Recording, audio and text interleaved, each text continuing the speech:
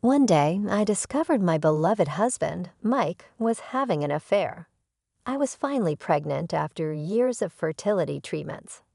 In a few months, I was going to give birth, and it was during this time my husband had the audacity to say, "Leave." I decided to do exactly what he said, but make no mistake. I wasn't going down without a fight. I'm going to make him pay.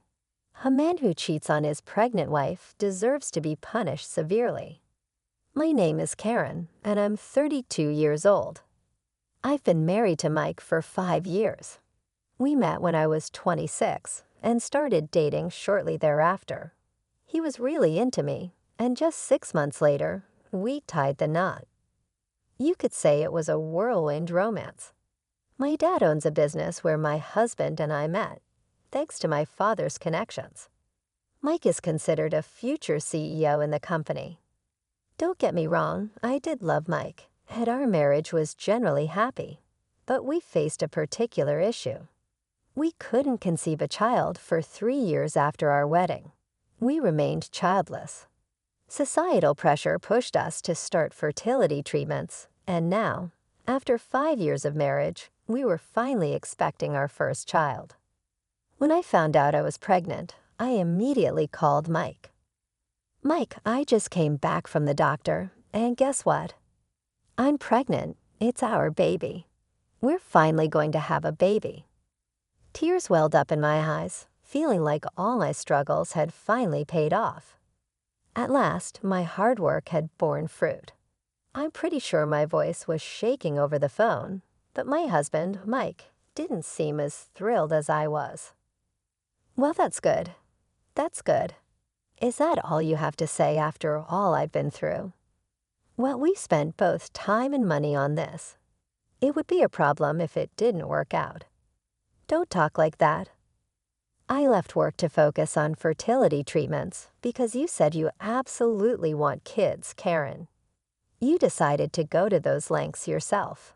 Don't blame it on me." Seriously, he said he was busy and abruptly hung up the phone. That's harsh. Why would he say something like that? Isn't Mike happy that we're going to have a baby? Thinking back, ever since we started fertility treatments, we've been drifting apart.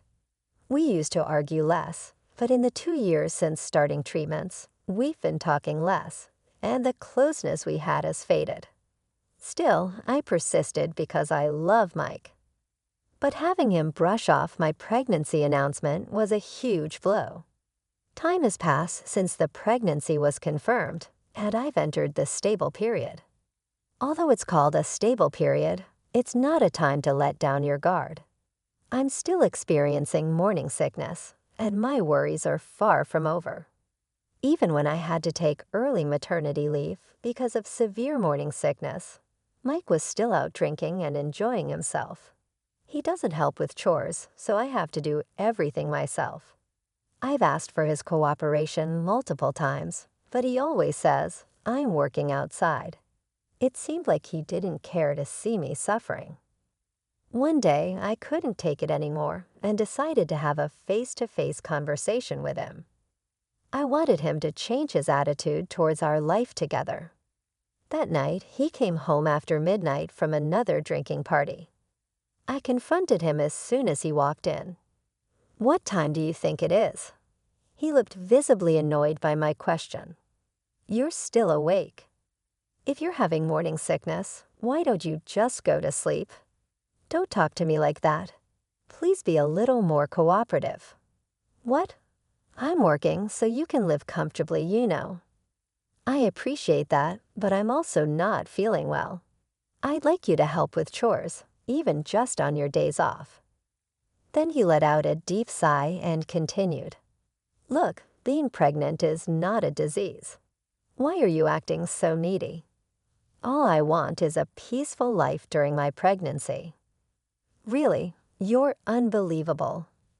I'm working my butt off, and you want a peaceful life during pregnancy. Don't be so self-centered. That's too harsh. You don't have to say it like that. I really can't stand this anymore. I'll stay somewhere else for a while. Don't contact me. Wait.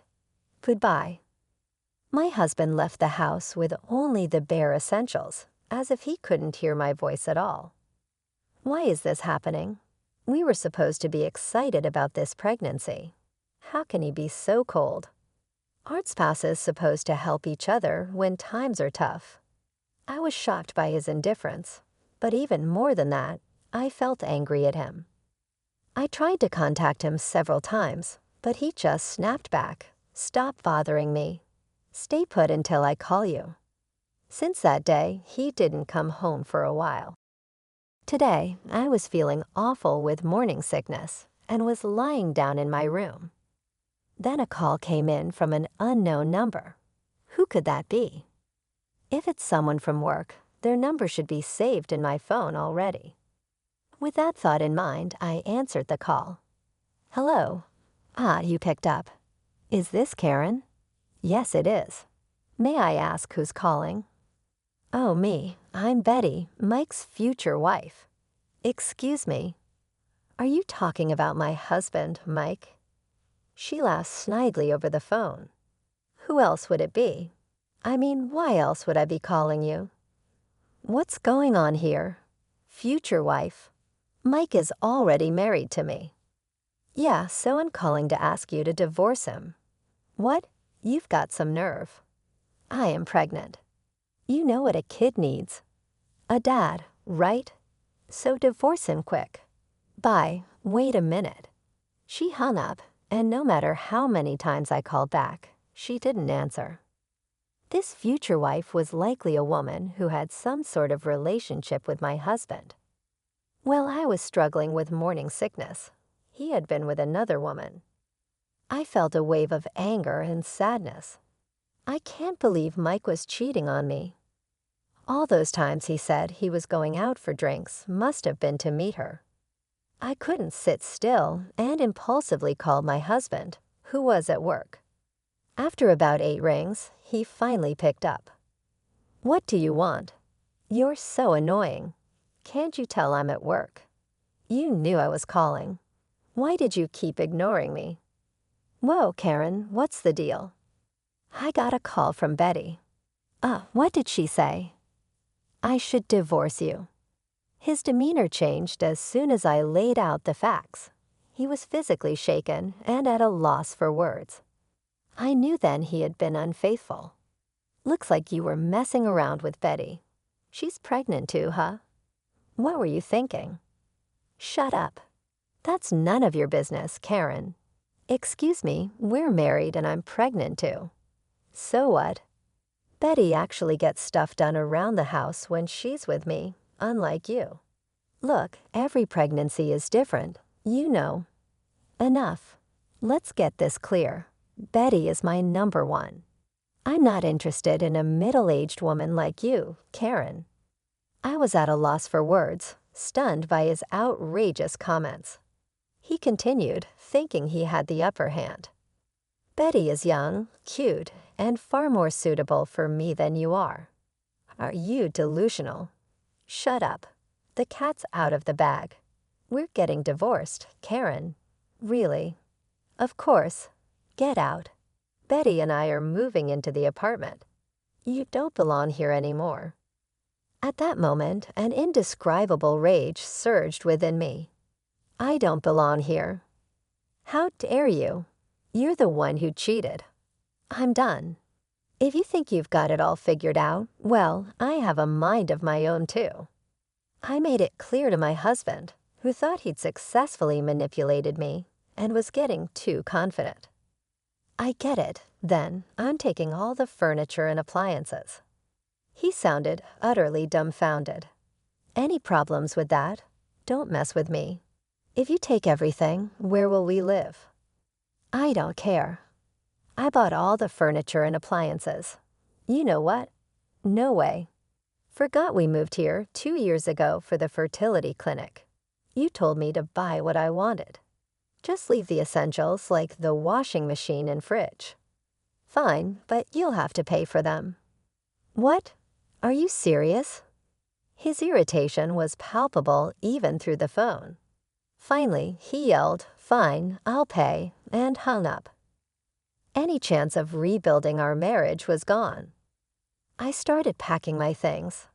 A few hours later, Betty, the other woman, called again. "Hey Karen, heard you're moving out." "What about it?" "Just so you know, I'll be asking for compensation." "Compensation?" "Go ahead, charge whatever you want. You seem pretty generous. Do you make a lot?" "Who, me?" "I was just working part-time." "Quit that too. So how will you afford the compensation?" "Of course it's settled. Mike, the next CEO, will cover all the expenses." "The next CEO?" My husband acting like he's the next CEO is out of left field. As far as I know, he's not financially well off, and he's terrible at saving money. He shouldn't even have the money to compensate for his affair, but she doesn't seem worried at all. She doesn't doubt him either. Anyway, as long as I get the compensation money, I don't care much. So be ready. I'll demand as much compensation as I can. Sure. It won't hurt me one bit." "That's true. Goodbye." I hung up and immediately blocked her number. The next day, I received the divorce papers. My husband acted quickly. I decided to return to my parents' home and submitted the divorce papers to the court. On the way, next I got my lawyer to make a claim for damages against my ex-husband and his mistress. As expected, my ex-husband called me 2 weeks later. The first thing he did was yell, "Hey, Karen, what's going on?" "What do you mean, what's going on?" "Why am I getting fired? Isn't it obvious? You paid me compensation money using company funds." "What? How did you? Did you think you wouldn't get caught even though my father owns the company?" "Well, he probably thought he could misuse some company funds because he had a decent position.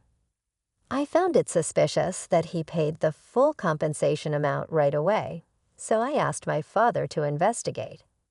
Sure enough, it was revealed that he paid the compensation using company money. It also came out that he had been embezzling from the company. When I told him this, he was suddenly lost for words and looked pathetic. "You're a scary woman." To him, I said, "How are you going to pay the $150,000 sum of the compensation, child support, the $20,000 from Betty, the latest home appliances you left, and about $30,000 embezzled funds?" "What? Wait, there's no way I can pay that much money." "Not can't pay, but will pay." "You've been all confidence so far, and now you say can't." "I'll eventually pay the compensation. Just don't get me fired. Please tell your father. My dad has already given up on you. A man who misuses company money and cheats on his pregnant daughter won't get any help." "Why? I'm supposed to be the next CEO. Why do you think I married you?" So that was it. His persistent proposals, his passionate approach, his rush to marry. All of it was to aim for the CEO position, taking his own self-preservation more seriously than any remorse. At this point, I was completely done with him. You think you'll be the next CEO just because you married the boss's daughter? Don't make me laugh. The world doesn't work that way. Don't underestimate my dad's company. But isn't that how it usually goes? I wooed you, Karen, the boss's daughter, just for that. Sure, I was a fool for falling for it. But you think you can stay at my father's company after all this? After embezzlement and affairs, you think you can still hang around? You're the worst kind of man." It seems like my words hit a nerve. He began to sniffle over the phone in a pathetic voice, begging, "Help me." I had no mercy. "You once told me that Karen had no place here, remember? Guess what? The one without a place is you. You've been fired, and you're saddled with $150,000 in debt. Wait, I'll break up with Betty. Just help me." Shut up. I couldn't care less about what happens to a cheating man like you. Just focus on paying back every single penny for child support, compensation, and the company funds you misused. Get to work, you piece of trash.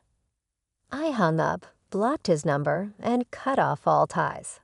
He did try to show up at my parents' house, but even that was expected.